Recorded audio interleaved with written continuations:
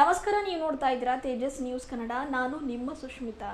ಈಶಾನ್ಯ ಪದವೀಧರ ವಿಧಾನ ಪರಿಷತ್ ಕ್ಷೇತ್ರಕ್ಕೆ ಬಿಜೆಪಿಯಿಂದ ಸ್ಪರ್ಧಿಸಿರುವ ಅಭ್ಯರ್ಥಿ ಅಮರನಾಥ್ ಪಾಟೀಲ್ ಯಾವುದೇ ಡಿಗ್ರಿ ಪಾಸಾಗದೇ ಇರುವ ಅವರು ಚುನಾವಣೆಯಲ್ಲಿ ಸ್ಪರ್ಧೆ ಮಾಡಿದ್ದಾರೆ ಎಂದು ಪಕ್ಷೇತರ ಅಭ್ಯರ್ಥಿ ನ್ಯಾಯವಾದಿ ಅನಿವೇಶ್ ಆನಂದವಾಡಿ ಅವರು ಬಲವಾಗಿ ಆರೋಪ ಮಾಡಿದರು. ಬೀದರ್ ನಗರದ ಪತ್ರಿಕಾ ಭವನದಲ್ಲಿ ಕರೆದ ಸುದ್ದಿಗೋಷ್ಠಿ ಉದ್ದೇಶಿಸಿ ಮಾತನಾಡಿದ ಅವರು, ನಾಮಪತ್ರ ಸಲ್ಲಿಸುವಾಗ ಲಗತ್ತಿಸಿರುವ ಪದವಿ ಪ್ರಮಾಣ ಪತ್ರಗಳು ನಕಲಿಯಾಗಿವೆ ಎಂದು ಈಗಾಗಲೇ ಸಾಮಾಜಿಕ ಜಾಲತಾಣಗಳಲ್ಲಿ ಈ ಬಗ್ಗೆ ಸಾಕಷ್ಟು ಪೋಸ್ಟ್ಗಳು ಹರಿದಾಡ್ತಾ ಇವೆ.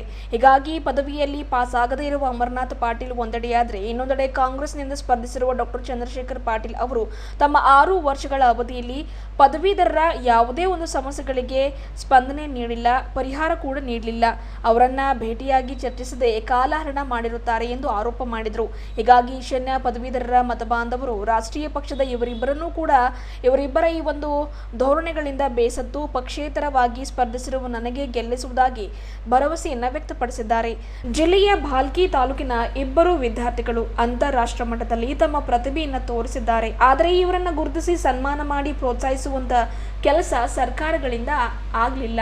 ಇದಕ್ಕೆ ಈ ಕ್ಷೇತ್ರದಿಂದ ಗೆದ್ದು ಹೋದ ಅಭ್ಯರ್ಥಿಯೂ ಸಹ ಗಮನ ಹರಿಸಲಿಲ್ಲ ಎಂದು ಕಾಂಗ್ರೆಸ್ ಅಭ್ಯರ್ಥಿ ವಿರುದ್ಧ ಕಿಡಿಕಾರಿದ್ರು. ಜೂನ್ 3ರಂದು ನಡೆಯಲಿರುವ ಈಶಾನ್ಯ ಪದವೀಧರ ಕ್ಷೇತ್ರದ ಈ ಚುನಾವಣೆಯಲ್ಲಿ ಮೊದಲನೇ ಪ್ರಾಶಸ್ತ್ಯ ಮತವನ್ನು ನೀಡಿ ಗೆಲ್ಲಿಸುವಂತೆ ಮನವಿ ಮಾಡಿದ ಅವರು, ಒಂದು ವೇಳೆ ಸೇವೆ ಮಾಡಲು ಅವಕಾಶ ನೀಡಿದ್ದೇ ಆದಲ್ಲಿ ಪ್ರತಿ ವರ್ಷ 2 ಸಾರಿ ಪದವೀಧರರನ್ನ ಸೇರಿಸಿ ಅವರ ಸಮಸ್ಯೆಗಳನ್ನು ಆಲಿಸಿ ಪರಿಷತ್ನಲ್ಲಿ ಧ್ವನಿ ಎತ್ತಿ ಪರಿಹರಿಸುವ ಪ್ರಾಮಾಣಿಕ ಕೆಲಸ ಮಾಡಲಾಗುವುದು ಎಂದು ಈ ಮೂಲಕ ಮಾತನಾಡಿ ಭರವಸೆಯನ್ನು ವ್ಯಕ್ತಪಡಿಸಿದರು.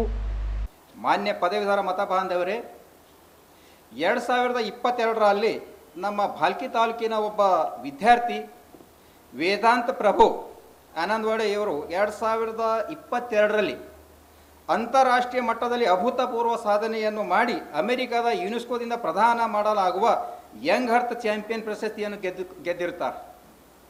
ಮತ್ತು ನಮ್ಮ ಭಾಲ್ಕಿ ತಾಲೂಕಿನ ಬೀದರ್ ಜಿಲ್ಲೆಯ ಮತ್ತು ನಮ್ಮ ಕರ್ನಾಟಕ ರಾಜ್ಯದ ಮತ್ತು ಭಾರತ ದೇಶದ ಹೆಸರನ್ನು ಅಂತಾರಾಷ್ಟ್ರೀಯ ಮಟ್ಟದಲ್ಲಿ ರಾರಾಜಿಸುವಂತೆ ಮಾಡಿರ್ತಾರೆ.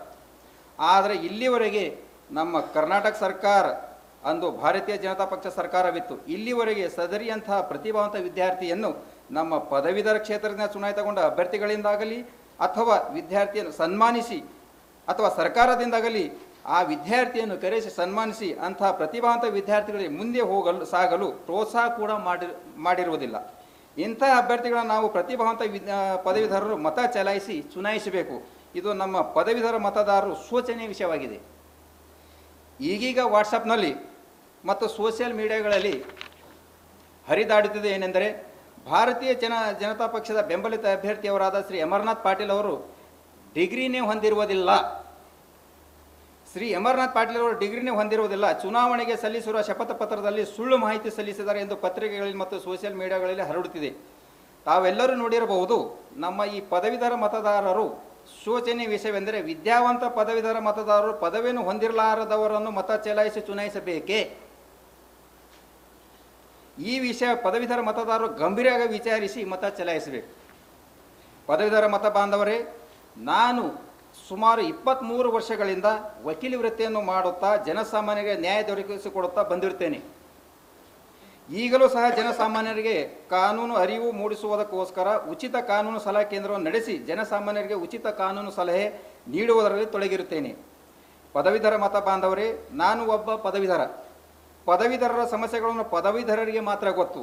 ನಾನು ಈ ಪದವೀಧರ ನಿರುದ್ಯೋಗಿಗಳ ಸಮಸ್ಯೆಗಳಿಗೆ ಸ್ಪಂದಿಸಿ ಅವುಗಳ ಬಗ್ಗೆ ಸದನದಲ್ಲಿ ಧ್ವನಿ ಎತ್ತಿ ಸರ್ಕಾರದೊಂದಿಗೆ ಹೋರಾಡಿ ಪದವೀಧರ ನಿರುದ್ಯೋಗಿಗಳ ಸಮಸ್ಯೆಗಳನ್ನು ಪರಿಹರಿಸಬೇಕೆಂಬ ಉದ್ದೇಶವನ್ನಿಟ್ಟುಕೊಂಡು ನಾನು ಸ್ವತಂತ್ರ ಅಭ್ಯರ್ಥಿಯಾಗಿ ಈ ಕರ್ನಾಟಕ ಈಶಾನ್ಯ ಪದವೀಧರ ಮತಕ್ಷೇತ್ರಕ್ಕೆ ದಿನಾಂಕ 3/6/2024ರಂದು ನಡೆಯಲಿರುವ ಚುನಾವಣೆಗೆ ಕಣಕ್ಕಿಳಿದಿರುತ್ತೇನೆ.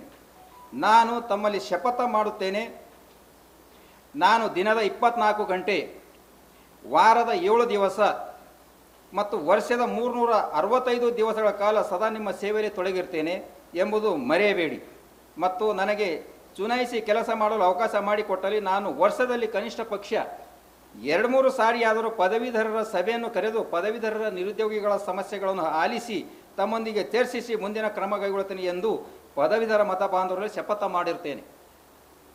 ಕರ್ನಾಟಕ ಈಶಾನ್ಯ ಪದವೀಧರ ಮತಕ್ಷೇತ್ರಕ್ಕೆ. ಆದ್ದರಿಂದ ಕರ್ನಾಟಕ ಈಶಾನ್ಯ ಪದವೀಧರ ಮತಕ್ಷೇತ್ರ ಬೀದರ್, ಕಲಬುರಗಿ, ಯಾದಗಿರಿ, ರಾಯಚೂರು, ಕೊಪ್ಪಳ, ಬಳ್ಳಾರಿ ಮತ್ತು ವಿಜಯನಗರ ಜಿಲ್ಲೆಗಳ ಎಲ್ಲ ಪದವೀಧರ ಮತ ಬಾಂಧವರಲ್ಲಿ ನನ್ನ ಕಳಕಳಿಯ ವಿನಂತಿ ಏನೆಂದರೆ, ಈಗಿನ ಜನ, ನಮ್ಮ ಪದವೀಧರ ಜನ ಪಕ್ಷೇತರ ಅಭ್ಯರ್ಥಿಯನ್ನೇ ಚುನಾಯಿಸಲು ಸಿದ್ಧರಾಗಿದ್ದಾರೆ.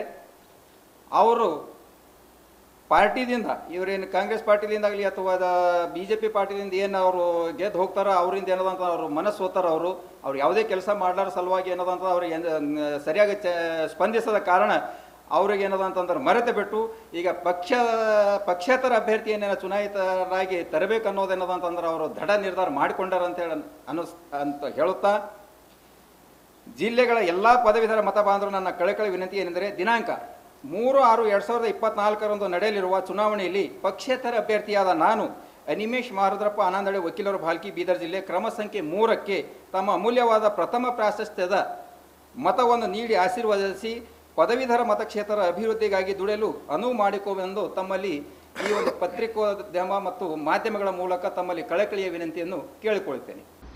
ನಾನು ದಿನದ 24 ಗಂಟೆ, ವಾರದ 7 ದಿವಸ ಮತ್ತು ವರ್ಷದ 365 ದಿವಸಗಳ ಕಾಲ ಸದಾ ನಿಮ್ಮ ಸೇವೆಯಲ್ಲಿ ತೊಡಗಿರ್ತೇನೆ ಎಂಬುದು ಮರೆಯಬೇಡಿ.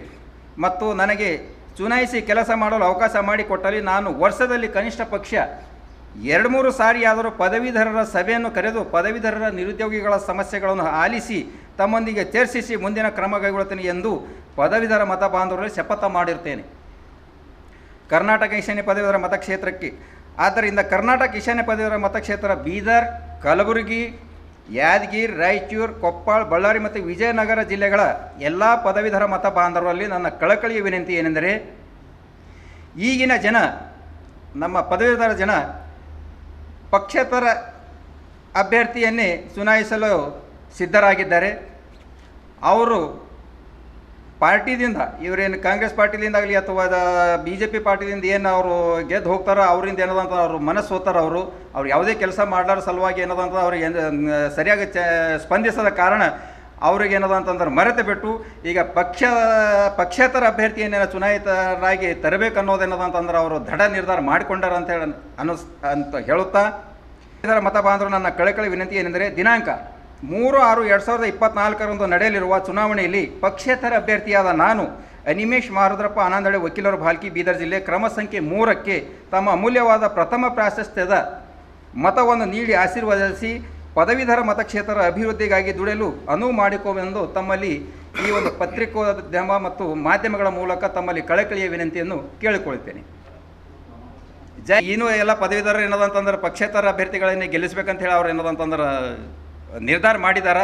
ಅದಕ್ಕೆ ಏನದಂತಂದ್ರೆ ನನಗೆ ಆ ಪದವೀಧರ ಮತ ಬಾಂಧವರಲ್ಲಿ ಏನದಂತ ನನಗೆ ವಿಶ್ವಾಸವಿದೆ, ಈ ಪಕ್ಷೇತರ ಅಭ್ಯರ್ಥಿಯನ್ನು ಏನದಂತಂದ್ರೆ ಅವರು ಚುನಾಯಿತ ಮಾಡ್ತಾರ ಅಂತ ಕಂಪದಿಂದ ಭರವಸೆ ಏನದಂತಂದರೆ ಈ ಪದವೀಧರ ಮತದಾರರಲ್ಲಿ ಇದೆ.